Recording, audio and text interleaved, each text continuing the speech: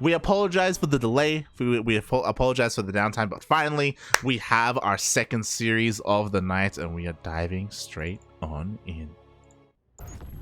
There we are indeed, light. Indeed. And here we go. Spawning in the top right position. It is our Peruvian Terran player who is currently playing for, I believe, is Xeratus Ignite. Teamless. Yes. Oh, they're teamless. Okay. It is Smile. Oh no, wait, it is Xeratus. Oh, light. And spawning in the bottom left-hand corner of 2000 Atmospheres LE, representing Xeratus Ignite, actually using their in-game clan tag. Shaking my head, smile. The Chilean Protoss player, the Sentimiento Latino finalist, it is Cristiano Ronaldo. Beautiful. But yeah, here we go. I've never seen Ronaldo playing StarCraft before, so curious to see if he's, the practice schedule, how to be the best. He's pretty good. He's pretty good. He's a very smart player. Not the fastest, but he's got fast feet, not fast hands. True. But is this normal, right? There's the two quite fast gases by a Terran player. I think it's not too crazy from my limited knowledge, but yeah, are we gonna see some extra Reapers along with the factory? Okay, so I'm curious about a couple of things as the factory is being thrown down. So you just triggered my memory when you were like, yo, extra gases for Fuego, for Smile, what's going on? If I remember, Smile is a mech connoisseur. Is he crazy enough to play mech against Protoss? I want to say yes. I don't know if he will, but I suddenly just remember that fun fact from him. As oh my god, at the same time, Cristiano is opening up with a rowboat. Oh yeah, we have to keep in mind both these players on the same team, from the same country. I was going to say it's from the same region, but if they're from the same country, they're obviously from the same region. Different countries, different countries. Oh, are they? I thought they were both Peruvian. No, this one here's Chilean. Apologies. God damn. Oh, Cristiano's Chilean and Peru. Ah, okay. Well, they are from the same region. Then. I feel less silly. There you go. But, probe taken out. But yeah, there could be a bit of metagame, bit of mind games going on here, like in this series.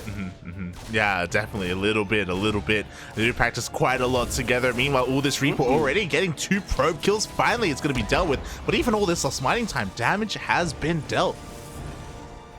Yeah, he even gets out with the Reaper too, which means that was pretty much free damage. And as we have a second Reaper coming up, Reapers scale really well together, especially in the early game. So this is something Cristiano is going to have to be a bit careful with. We see an Immortal on the way, actually.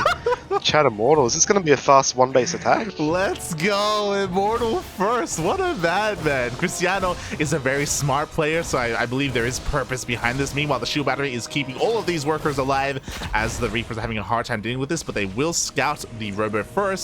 And again, even though he didn't see the Immortal, I feel like he's gotta know something weird is up. This has to be an Immortal drop, right? Yeah. So, he's got the expansion now. He's got second Robo. I see. Immortals this early on. Yeah. Yeah, and there's a tank coming for Smile too, so this may actually, it could maybe work out, but the Cyclone is going to be the biggest factor in how well the Immortal drop does. Exactly. This Cyclone is going to do so well, especially if it was an Immortal drop to shut down that War Prism, so Cristiano's going to have a hard time breaking into the main base. Meanwhile, I'm still not convinced it will be. Like, it should be a War Prism next, but oh no, never mind. Oh my god. Playing defensive?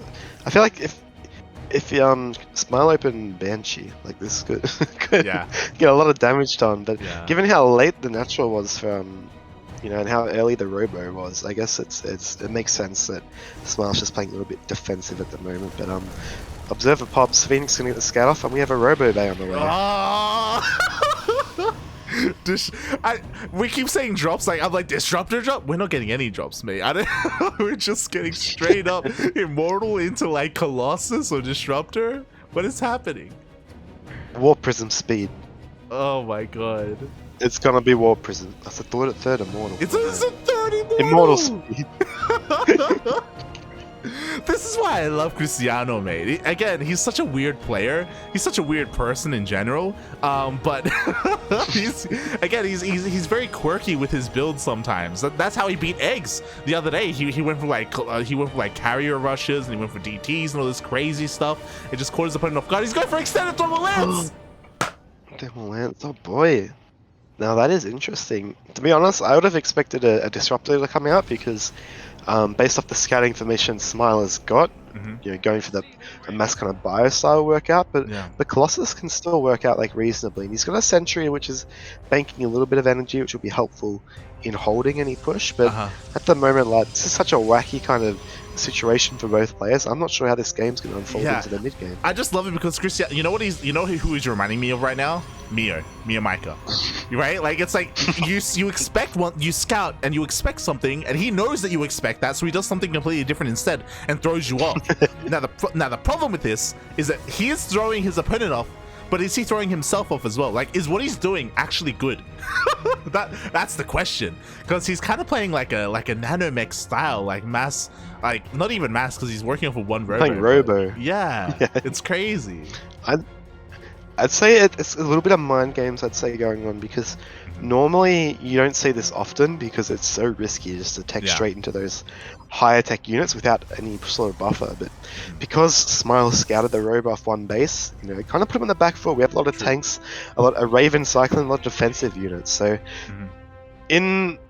by kind of throwing caution to the wind, you know, CristianoX has kind of showed like he has got away with it. Yeah. Just because Smile was just so scared of what was, and it's such a scary thing too, just seeing a robot off one base as well. It is 100%. So like, he is again scaring Smile, and Cristiano is taking full advantage of it. Now finally Smile is going for a double drop, and this is where maybe the turns will table. You know, maybe Smile can kind of flip things in his favor, but until now Cristiano is already getting his third base, right? He got away with all this tech, like just so much greed from Cristiano.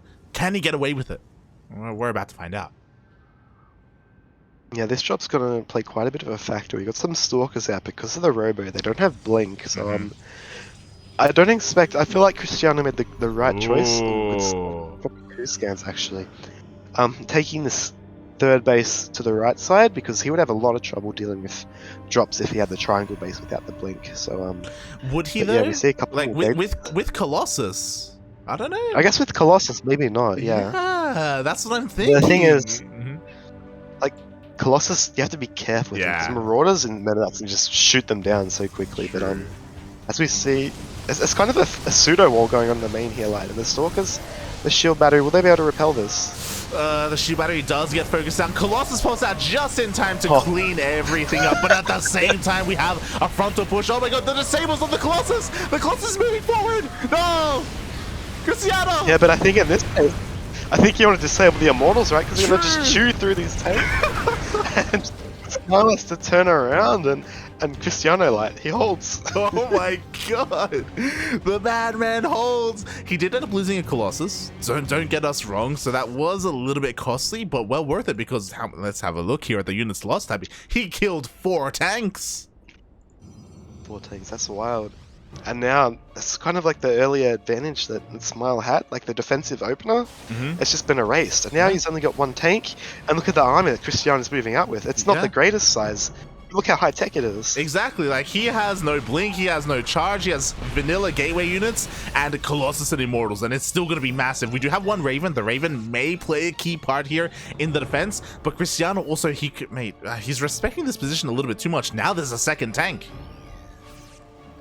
Yeah, that's the issue when you go to attack into a Terran with tanks. You don't know how many tanks they have when you get that first volley, but he's repostured here and he's in a scary position, but with the disable on the Colossus, that could help out a lot. And even though there's 2 Immortals, there's quite a few Marauders here, right? Oh yeah, the Marauders are dishing out so much damage. In a couple of seconds, finally the Colossus is going to come out of that disable, but a little bit too late. Vikings dishing out so much damage. The Colossus falls, and it looks like Smile may just barely be able to hold on. Oh. Yeah, we see, without Blink and without charge, these Zealots are going to let the Colossus run with his tail between their legs. And Now this is the issue when you have such a high tech kind of army and it gets reset, is you kind of back down to nothing again. So you could expect to see a disruptor kind of transition, because disruptor roles are reasonable, but with the tanks on the field, it looks like he's just gonna just commit to Colossus still. Yeah, feels bad, man. As you said, there was a moment there. If Cristiano had immediately counterattacked and just gone for that third base, then he may have been able to win the game then and there. But as you said, he didn't know what the tank out was looking like. He kind of dawdled a little bit too much, and now we have another counterattack. Oh my god. And I don't know if Cristiano can have anything like enough to defend, especially because that Viking count is actually getting a little bit higher and higher. Oh. Yeah, I think, losing that shield battery, very not good though, but I think if he had one more warp in his zealots, he might be able to hold on here. But it looks like, those tanks are in such a good position, and with the Colossus coming, I think he is going to just push this backlight. Wow. This game is so scrappy between both these players. They're like just barely defending every single time they attack each other. And it's like, well, now Smile has reinforced his army, but he just lost more tanks. Like, why? So, to be fair, the Liberators are coming in, and is there a real answer to these Liberators? There's still no blink. Yeah, I really like the choice of Liberators here. With these reinforcing units, he might snipe the Libs with the Stalkers, but the Zealots are going to get taken out, and it looks like with no shield battery, and this tank is going to be under threat from these Marauders, and like, it looks like Smile just might barely be able to break the back here of Cristiano. Exactly. These Colossus are not going to be good enough. The Colossus being hunted down by the Marauders. At the same time, the army will take out this third base. It's completely forfeit. G gets called. And Smile takes game one. That's crazy. What a game. Wow. So back and forth too, like. But yeah, there were moments there for both players to kind of jump on each other, but it's something that every race suffers from though, right? When you attack into a Terran, you should have known killing the 4 tanks, there'd be a low tank count, but when you get hit by 1 tank or 1 lurker, it's kind of like, do I want to commit and throw the game because my army is so expensive? And I'm not sure if he had he didn't have did he have an observer that game? I'm pretty sure he made one at some point, but he did. It might have got sniped. Yeah. I think he did get sniped by the Raven earlier. Oh yes. But just if he had that Raven observer alive and he could scout out that army a bit better, maybe he could have done a decisive blow there. But well played by Smile to hold the push, even despite losing his tanks getting reset, and to take the game in the end. Yeah, exactly. Like I'm very impressed by Smile, and I'm also impressed by Cristiano. But that was just a wild game. Like, that was not standard. That was not standard at all. The kind of opener that Cristiano went for and the responses that we saw, it was a very unique game of StarCraft, and I love it. I love how we're still getting quirky games like that. That's right, and that's not a quirky game because the balance patches come out. That's mostly just because these players have such unique play styles, and the fact that StarCraft's been out for so long and they're still having players do not only like this kind of stuff but at the highest level, right? Cristiano and Smile are both very good Grandmaster players. It's phenomenal. It's one of the reasons why StarCraft is a good spectator esport to watch, because I enjoyed watching that. Yeah, it was great. It was beautiful. And we'll see where this takes us. That was game number 1. It's a best of 3. We have at least 1 more remaining, and here we go. Lobby has been made. It looks like game 2 is going to be on Curious Minds. Curious Minds. A very curious map. Very, it's got a very open third triangle, but it's got a pretty, covered away third vertical horizontal, what's it called? It's a map that allows for a lot of different play styles, doesn't it? Oh yeah, it really is. Like, it's so small, so you can go for this early like ground aggression. At the same time, that third base, as you said, is very exposed. Well, the triangular third is exposed, so it kind of forces a kind of different expansion pattern depending on how you want to be aggressive or defensive. Yeah, I just want to see what the hell the openers are going to be, like, like we saw Robo first, mate. Like, of course, yeah. CristianoX, he'd be the type of player to take the aggressive kind of like triangle third, and then just turtle up. Just put those like the doubts in your opponent's head, right? Yeah. To Smile, but as we saw from game 1, Smile, he was able to to kind of deal with it with the tools he had at hand. So this could be a crack of a match late. Oh yeah, definitely. We see it quite often, you know, Ronaldo with the feints, but Messi calls his bluff. Goes for the try. Oh my god, let's go. Let's go. Oh man. Yeah, here we go. Spawning in the bottom right position, actually. It is our Peruvian Terran player, why did I say almost Protoss? Playing for Exeritus Gaming. It is Smile. And spawning in the top left-hand corner of Curious Minds LE, we have our Chilean Protoss player representing Exeritus Ignite, going for a crazy robo style in game 1. What the hell does he have in store for us for game number 2? It is Cristiano.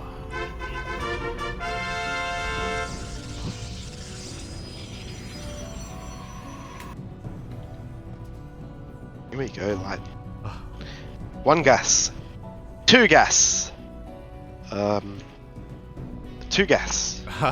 No, he's only going for a 1 gas build this time. Only 1 for the time being. We'll see what that's indicative of for our Terran player. As Cristiano is keeping his probe a little bit hidden here, a little bit safe.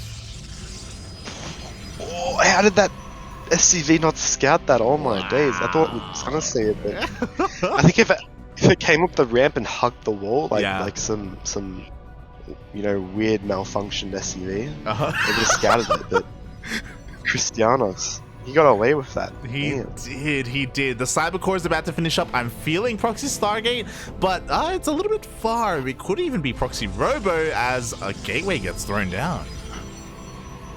Yeah, I want to tell you, like, if you look at CristianoX's supply right now, he's 23 out of 39.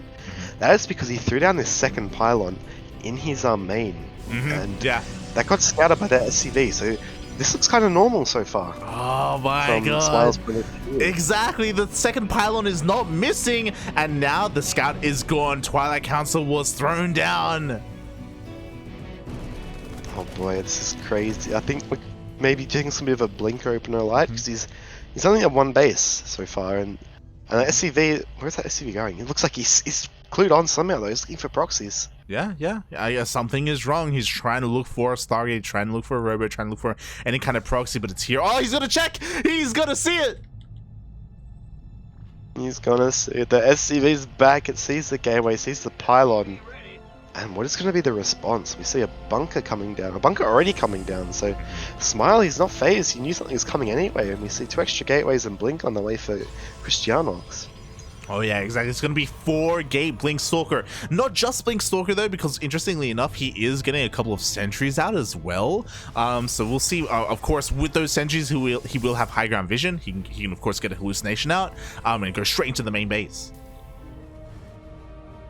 Yeah, that Blink is being chrono boosted. We still see some scouting going on by this SCV at the top position, but we also see a engineering raid blocking that base even further, which is going to be, when you only have a sentry for DPS, even extra annoying.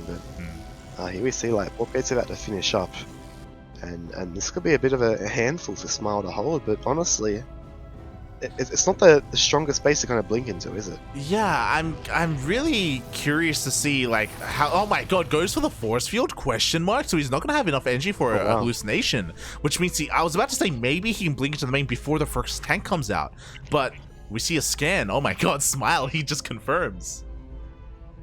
Knows exactly what's up, and Stalker's warped in at the outside the main, but I think just this tank position, it's covering pretty much everywhere. Like wherever these Stalkers are going to blink, this tank's going to be able to shoot it. And I think that CristianoX, he has to do something. This is a second command center for Smile. But what can he do? Nothing. He's warping into another round of Stalkers. I was about to say maybe he should just expand from here, but no, he's doubling down at the moment anyway. He's at least confirming that there is no natural base for the time being. Not on location anyway, but now with 2 bunkers, like, there's no way he can blink up here. Oh, he goes for it! 2 tanks, he has to. He jumps on, he gets both tanks sliding, but these Stalkers are in a difficult position. They're all going to get traded out, and he's going to get 3 of them away. But what do you think of that trade? 2 tanks? Was it 2 or 3 tanks? 2. It was 2, right? Yeah, 2 tanks. But that many Stalkers. 6 Stalkers, mate. 6 Stalkers. Jesus Christ. He warps in another round of Stalkers, and I guess he can just keep going. But he is gonna have enough energy for high ground vision now. He does have that sentry to back him up. Maybe he can blink up and go around and snipe some workers. There is no tank, but in a couple of seconds there will be. Yeah, we see it. Dark Shrine baby on the way. But Smile, he sees there's no natural base, but he's actually gonna CristianoX is just gonna try and contain his opponent. But Cloak Banshee's gonna be coming, and I don't know, like there's no Robo. If there's Banshee, if it has Cloak and it gets out, it could just purely end the game. Yeah, straight up. There's a lot that just happened, right? Like because Smile is playing safe, he got a Raven, so he will have detection for DTs. But that just got scouted by Cristiano, so he knows there's a Raven, so he knows that the DTs won't deal too much damage here, so he goes for a base. But it's a hidden base. There's a ninja to the top right. There's a base light, and I can kind of understand where, even though he traded poorly with those Stalkers getting their tanks, he kind of reset the count, so it's going to be a bit harder. Like, Smile has to wait for 2 tanks before he can kind of leapfrog back. And we see now with the second tank about to pop, he's going to leapfrog to push the Stalkers back, but CristianoX is going to have to... Oh my god! DT blink! Let's go! We have Dark Shrine is on the way! What I'm really concerned about and what is so important with this scout is that he needs to figure out that we have a Banshee on the way. No, it's on A move! It gets distracted by the CC! So he does not have detection, he's not ready for the Banshee! But yeah, here we go. Cannot get that Raven, and this is good for Smile. He holds the whole ground. He holds the high ground, but with that Raven just on the field, like, and the orbital energy that we see being built up from both these orbitals, I think that Smile's in a fantastic spot regardless of this natural base. And we see the Banshee coming the main as well too, trying to get some kills. Yeah, Banshee does reveal itself. There is no detection here, so the Banshee on a little bit of an A move, focusing down the shield battery, but I mean, of course it had to, right? Otherwise it would just keep everything else alive, and now workers are falling left and right. Yeah, like there's no Robo and Smile. Unfortunately, he's not targeting down the workers. There we go, now he is. But there's nothing that Cristiano can kind of do here. He's got no Robo and he's got no detection at all. Yeah, Robo's on the way. That's all. He just has to wait for the Robo or just recall. But if he recalls, then he just reveals his hand that there's a base out somewhere out there. Yeah, and this is actually it's not fantastic micro from Smile. I just keep blinking at Cristiano, but we see now, like, it doesn't really matter at this point. He's so ahead in workers, and he's actually going to take out the Stalkers with the second Banshee coming. So I guess he did have a plan after all. Oh my god, exactly. Now the probes are going down left and right. A couple more Stalkers get warped in. We are seeing that that observer on the way. We need a Chrono. We need a Chrono. Oh god. You know the worst part, right? This Banshee's about out of energy when this observer pops. Yeah, feels bad, man. Feels bad. Finally, we have the observer. Finally, the Banshee's going to get taken out. And Cristiano is down 20 probes. It's never good to be down 20 probes, but when you're on 1 base economy, roughly, it's even worse. So yeah, we see a bit of a... Oh, and this base is going to get scattered by this Marine, actually. Wow. The Marine is poised to check the top right. Unfortunately, the Stalkers were not in position to deny the scouts. That's going to be insane. Pretty soon, I imagine we're going to be seeing a drop in that direction. And never mind, Smiley's just pushing out across the map. He's just going for it. Up. Yeah, he's just going to push and... Stalkers. We've seen this situation many times before, but you don't normally see it when, you know, the Protoss is down this much army supply, really. So, he's going to have to be very diligent. Scan's coming down and seeing no base, actually, so he's going to feel comfortable knowing that there's only just a 2 base from Cristiano. Yeah. But, I feel like, I don't know, like, there's a lot of Stalkers and DTs too. Is he going to try and blink on these tanks? He's going to go for it. Is it going to work? We'll find out. There is still a Raven here. There is still detected with this army. No, he doesn't go for it!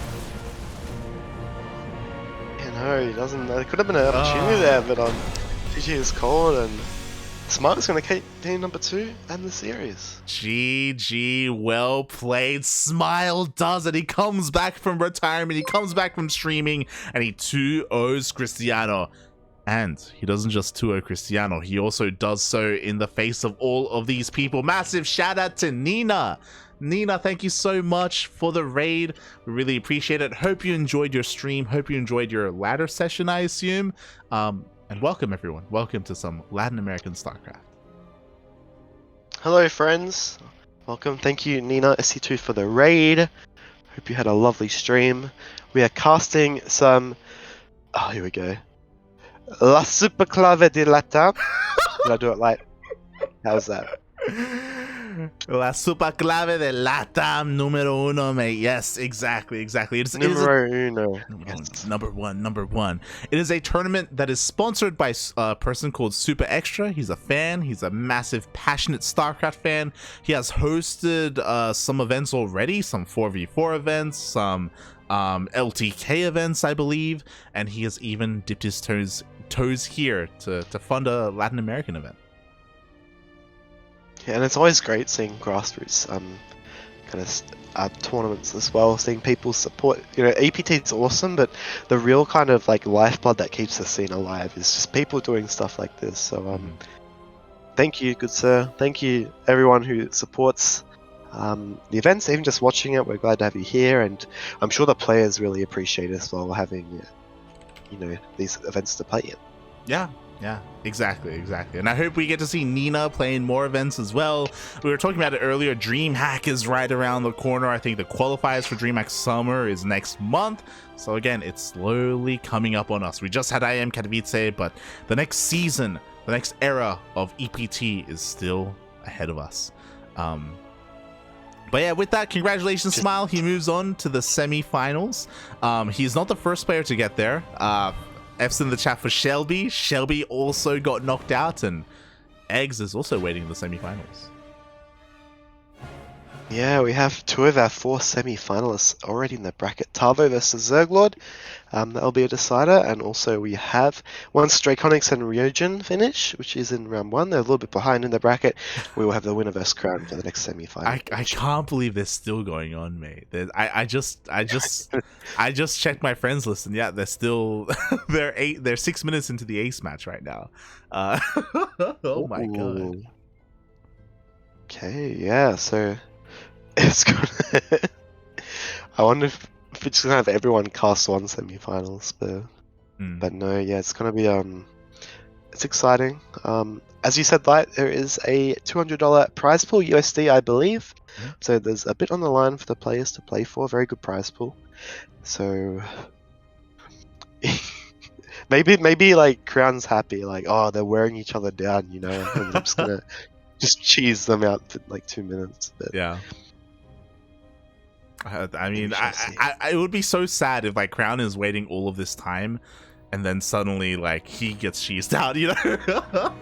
Oh, that would be so sad. Oh, yes. Feels bad. Been there. It's happened. You're like planning out the series, like what are the vetoes gonna be? What are my strats?